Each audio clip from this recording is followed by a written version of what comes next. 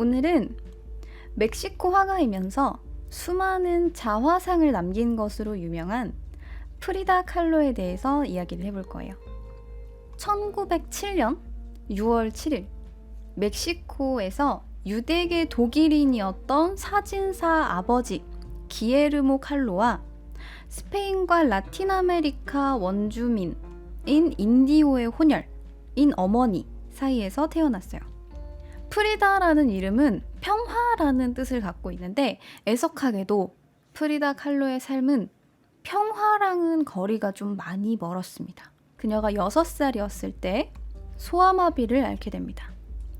소아마비를 앓고 나서 후유증으로 오른쪽 다리를 절었던 프리다는 나무다리 프리다라는 별명으로 놀림을 받긴 했지만 아버지가 엄청나게 자상한 성격이라서 지극정성으로 아빠가 프리다를 돌봐줬고 그녀는 재활훈련 겸 각종 운동을 섭렵을 하면서 아주 잘 성장했어요. 그래서 1922년에는 멕시코 명문학교인 에스쿠엘라 국립예비학교에서 2,000명 중에 35등을 합니다. 나름 똑똑했어요. 그리고 생물학, 해부학 등에 관심이 많아서 의사가 되고 싶어 했습니다.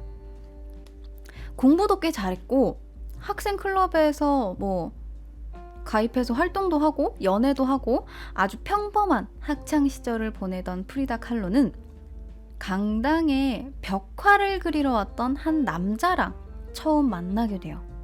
그 남자의 이름은 디에고 리베라입니다. 들어보신 적이 있을지 모르겠어요. 이 디에고 리베라는 멕시코와 혁명을 대표하는 멕시코의 4대 화가예요. 근데 이제 요 당시까지만 해도 사실 프리다는 그렇게 미술에는 관심이 없었고 디에고의 입장에서도 당당하게 나 그림 구경해도 되나요? 라고 물어보고 한 3시간 동안 이렇게 멀뚱멀뚱 그림 그리는 걸 구경하고 있었던 꽤 당찬 소녀 정도로 프리다를 기억하고 있었죠. 자, 그런데 이렇게 그림과는 상관없이 나름대로 의사의 꿈을 키워가던 프리다가 대형 사고를 겪게 됩니다. 그게 바로 1925년 에 있었던 18살에 겪게 된 교통사고예요. 하굣길이던 버스가 전차에 부딪히면서 목숨을 건진 게 다행일 정도로 큰 부상을 입게 됩니다. 그러면서 소아마비로 불편했던 오른발은 아예 그냥 지디겨졌고 골절이 돼버렸고 왼쪽 다리도 11곳이 골절돼서 조각이 났고 왼쪽 어깨, 척추, 골반, 쇄골뼈, 갈비뼈 등이 전부 다 골절됩니다. 약 30번 정도의 수술을 받고 꼬박 9개월 동안 깁스를 한 채 병원에 누워 있어야 됐습니다. 그러면 이때 프리다가 할 수 있는 건 뭐였을까요? 다리는 완전 다 조각이 나서 부서져 버렸고 척추뼈, 쇄골뼈 다 골절돼서 그냥 누워만 있어야 되는데 팔만 멀쩡한 거야. 그럼 손밖에 움직일 수가 없잖아요.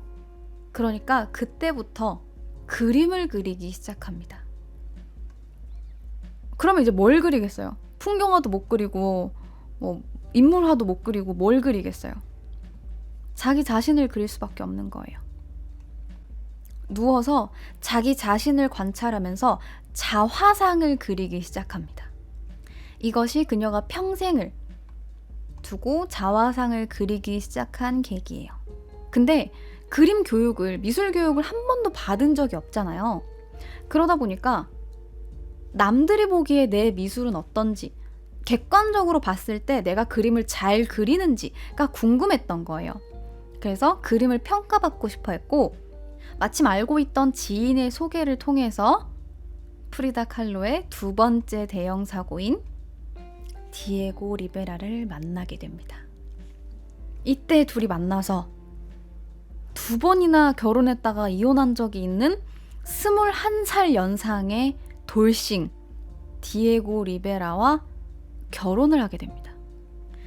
그래서 이 프리다 칼로에게 디에고 리베라는 존경을 갖고 자신에게 영감을 주는 사람이기는 하지만 남들이 못 보는 그런 서로의 내면을 쳐다보면서 서로 파괴가 되는 거죠. 그런 의미로 그렸던 것 같아요. 혹은 자기 인생에서 디에고 리베라를 절대 뺄 수 없다. 뭐 이런 의미로 그렸을 수도 있겠죠. 아무래도 그리고 이 부부는 멕시코에 어마어마한 영향을 끼쳤기 때문에 화폐에도 들어가 있습니다. 부부가 앞뒤로 들어가 있어요. 자, 이렇게 멕시코에 어마어마한 영향을 끼치고 스스로도 화가로서 성공을 했지만 평생을 불행 속에서 살았던 멕시코의 화가 프리다 칼로 이야기는 여기까지 하도록 하겠습니다.